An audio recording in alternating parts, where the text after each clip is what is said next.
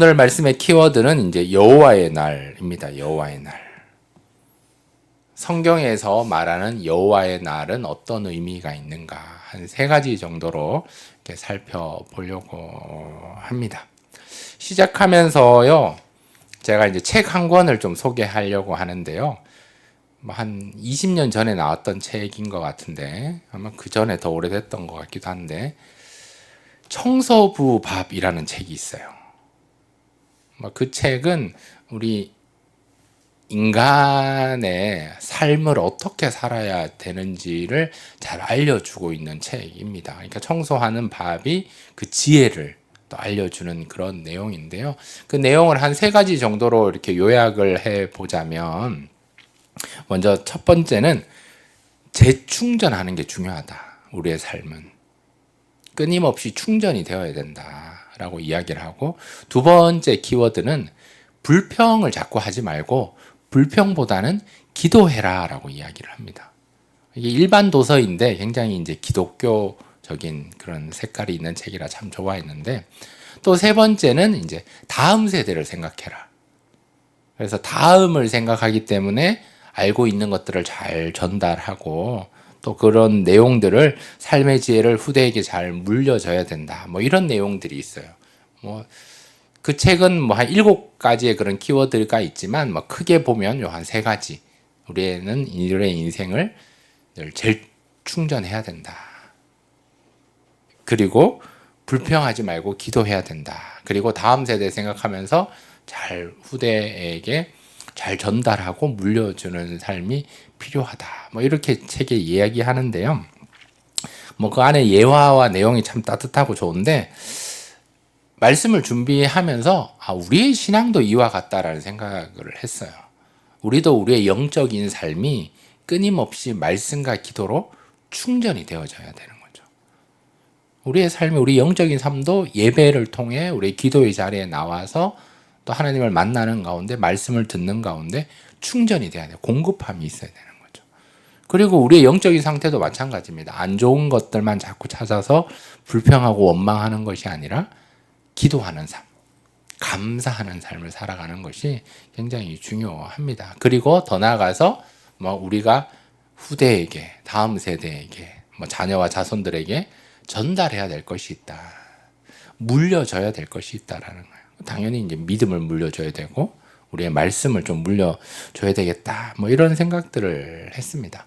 제가 시작하면서 이 청소부 밥이라는 이 책을 이렇게 소개한 이유는요, 오늘 이 스가랴서 14장의 말씀의 내용이 여호와의 날에 임하면이라고 얘기를 했을 때 우리가 충전해야 될 부분이 있는 거예요. 그리고 불평하지 않고 기도해야 될 부분들이 있는 거예요. 그리고 이것을 후대에게 물려주고 전달해야 될 부분이 있기 때문입니다. 여러분, 이스라엘 백성들은요, 하나님의 말씀을 부여잡고 살아가는 자들이었습니다. 하나님의 약속의 말씀을 부여잡고 살아왔는데 계속 힘들어지고 어려워지니까 약속의 말씀을 놓쳐버렸어요.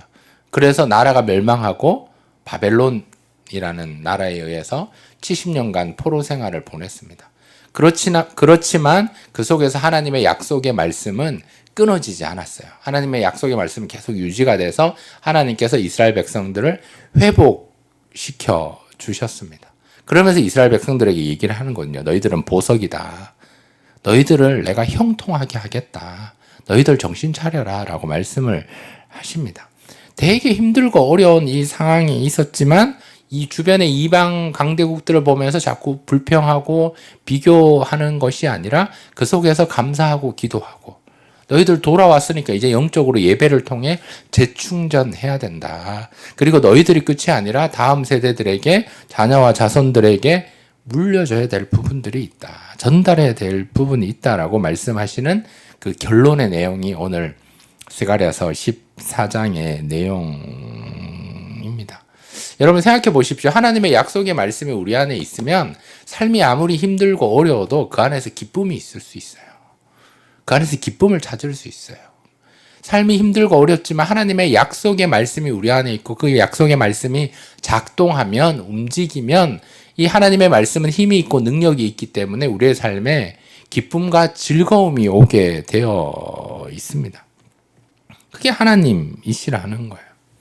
그런데 시간이 지나면서 우리가 놓쳐버렸어요. 그것을. 하나님의 함께 하심을 잊어버렸어요. 약속의 말씀이 우리 안에 있는 것을 놓쳐버렸단 말이에요. 그러니까 어때요? 기쁨과 즐거움이 있어야 되는데, 행복함으로 나아가야 되는데, 그게 없으니까 우상 숭배하고 자꾸 세상을 바라보며 비교하고 불평하고 원망하는 그런 모습이 되어 버렸습니다. 우리가 살고 있는 이 시대도 그렇잖아요. 나라가 어렵고 기독교 신뢰도가 떨어지고 교회가 어렵고 또 먹고 사기가 힘들고, 이제 수학 능력 시험이 이제 한 15일 앞으로 다가왔는데요. 수험생들 입장에서는 이번에 이제 뭐 서울시에서 수능 시험을 응시한 학생이 한 11만 4천 명이 된다고 얘기를 하는데, 뭐 재수생들도 많고 뭐 졸업생들도 이렇게 되게 많을 텐데, 재학생들과 졸업생들이 이제 수능 시험을 치르는데 얼마나 힘들겠어요. 준비하는 것도 그렇고 재수하는 것도 그렇고 그 이후에 대학을 진학을 하고 진로를 하고 어떻게 해야 될 것인가. 굉장히 답답한 상황인 거예요. 더 점점점 안 좋아지는 것 같은 이 세상 가운데서 우리들은 약속의 말씀 부여잡고 하나님의 함께 하심을 느끼며 우리는 끊임없이 재충전하고 불평의 조건들을 자꾸 찾는 것이 아니라 기도하고 또 감사하고 또 더 나아가서 잘 전달하고 후대에게 물려준 그런 모습들이 우리 안에 있어야 하겠습니다. 그렇게 가려면은 오늘 말씀의 키워드죠. 여호와의 날을 붙잡아야 되는 거예요. 이것은 회복의 의미입니다. 하나님께서 긍휼을 베풀어 주시겠다는 말씀입니다. 하나님께서 우리들을 인정해 주시겠다는 말씀입니다. 뭐 선지서에서 나오는 여호와의 날은 어떤 의미에서 굉장히 강력한 심판의 메시지일 수 있거든요. 그런데 오늘 여호와의 날은 저와 여러분에게는 회복의 날이라는 거예요. 그러니까 믿지 않는 자들에게는, 이방 나라들에게는 심판의 날이지만 믿는 저와 여러분은 재충전하고 기도하는 자로서 우리에게 후대에게 믿음의 유산을 물려줘야 할 그런 사명이 있는 자로서 저와 여러분에게는 이 여호와의 날이 회복의 날이라는 겁니다.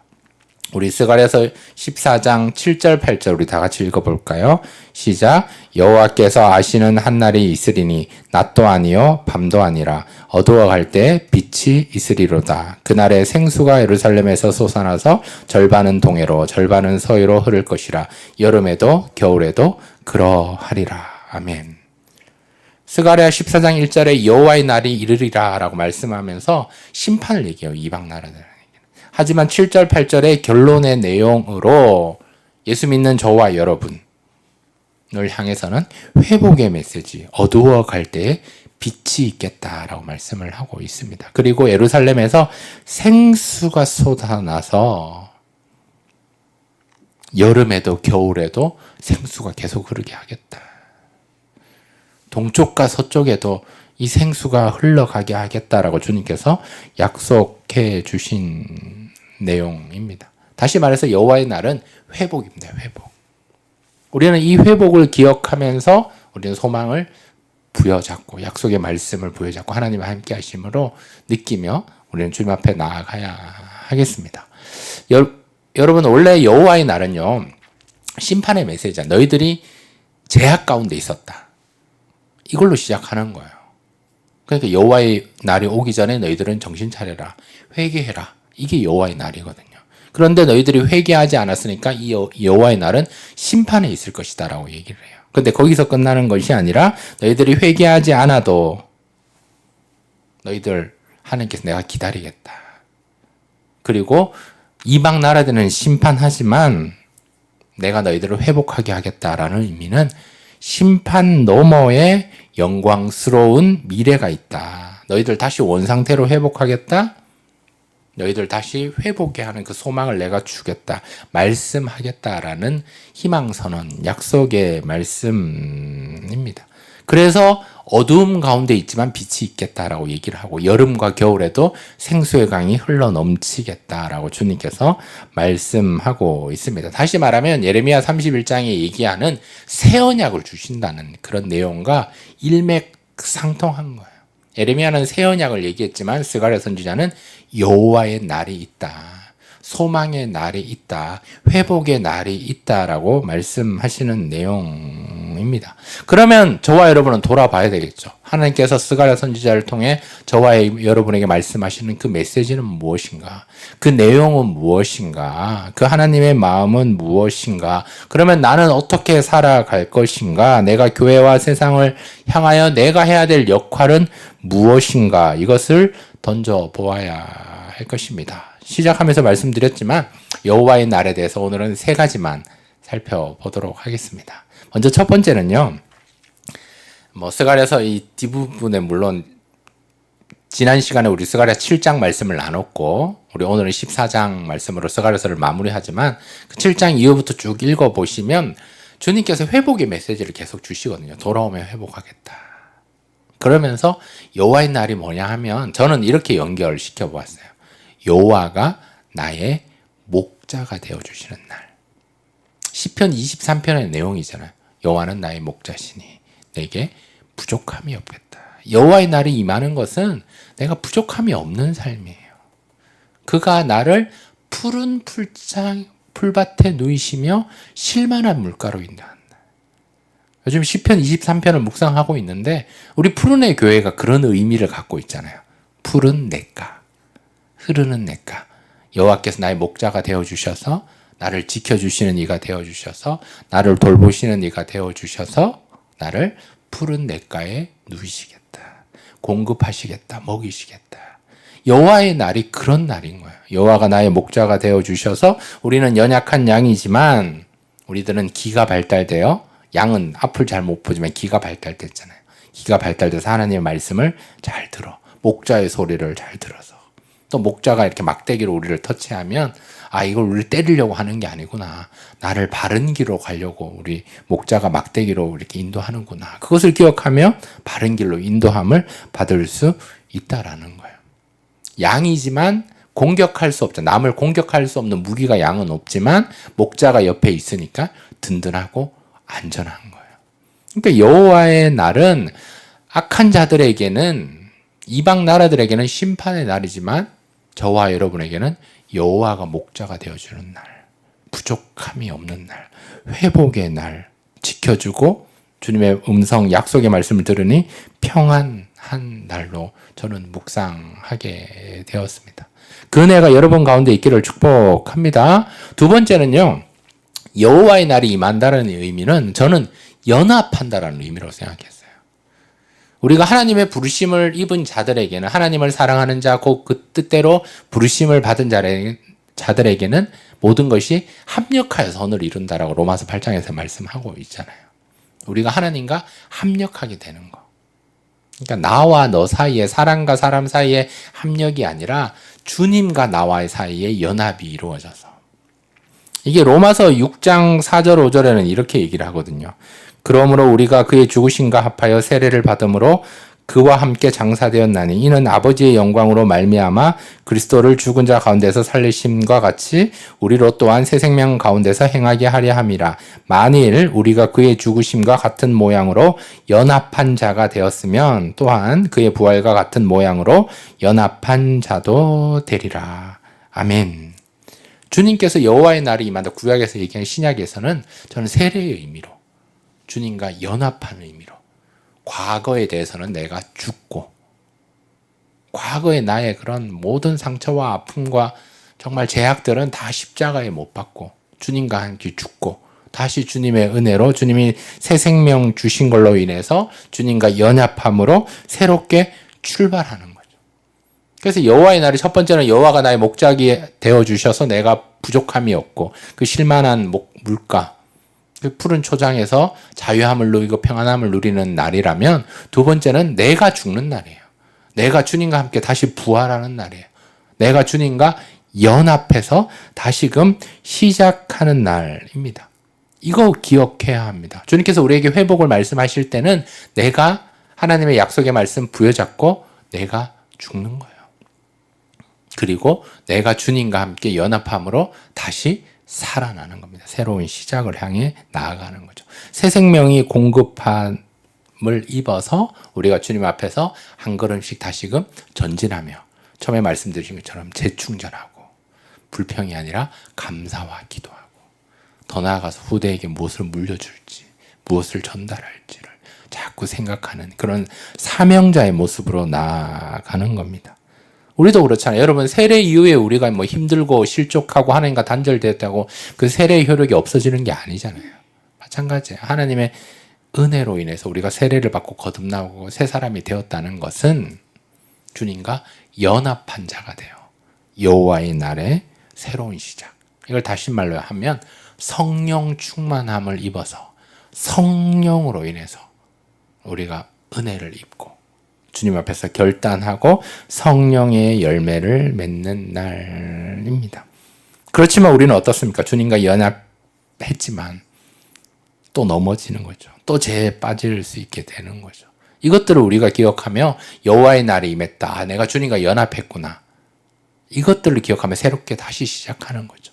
그리고 옆에 있는 자들 좀 같이 격려하면서 정죄하는 것이 아니라 비판하고 평가하는 것이 아니라 같이 손잡고 연합한 자로서 주님과 연합했기 때문에 하나님을 사랑하는 자, 부르심을 입은 자들에게 합력하여 선을 이루어가는 것이 있어야 합니다. 그래서 연합한 자는 실족하고 또 넘어질 수 있지만 다시 기도하며 감사하며 주님 앞에 나아가며 때로는 내 한계를 인식하지만 나 부족하지만 나 어렵지만 어두운 가운데 있지만 빛이 이루어 나아가겠다. 물이 정말 필요한 상황이지만 이 고대의 근동지방이지만 생수가 솟아나서 여름과 겨울에도 막 넘쳐나겠다라는 이 약속의 말씀 부여잡고 주님과 연합하며 나아가는 겁니다.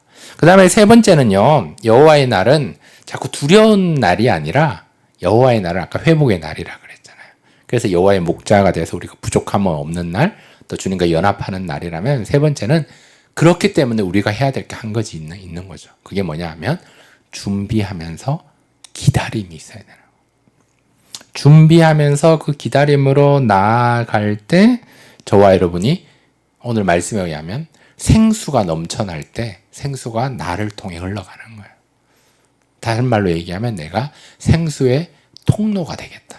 하나님의 복을 막 베푸시는데 내가 복을 막는 사람이 아니라 복을 막 답답하게 하는 사람이 아니라 복을 흘려보내는 복의 통로, 축복의 통로로 살아가는 그것들을 준비하고 기다리는 삶입니다.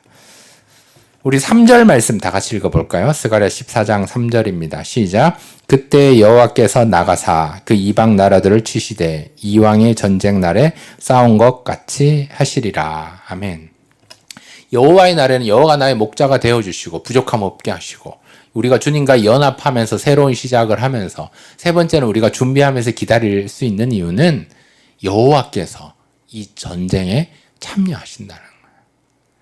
이 여호와께서 전쟁에 참여하신다는 것은 저와 여러분에게는 천군만마를 얻는 그 이상이에요. 하나님께서 나 대신 싸워주시겠다라는 거예요.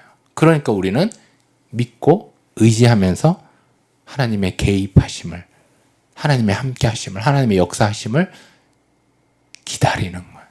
그냥 기다리는 것이 아니라 준비하면서. 하나님이 나를 위해서 막 싸워주신다. 우리의 전쟁에서 막 전쟁에 참여하시면 나는 가만히 멀뚱멀뚱 있는 것이 아니라 준비해서 함께 주님과 동역하는 삶, 여호와의 날. 그것이 기다리는 것이 신자의 신앙입니다. 그래서 막 감람산이 막 어떻게 되고 막 이 난리가 나잖아요.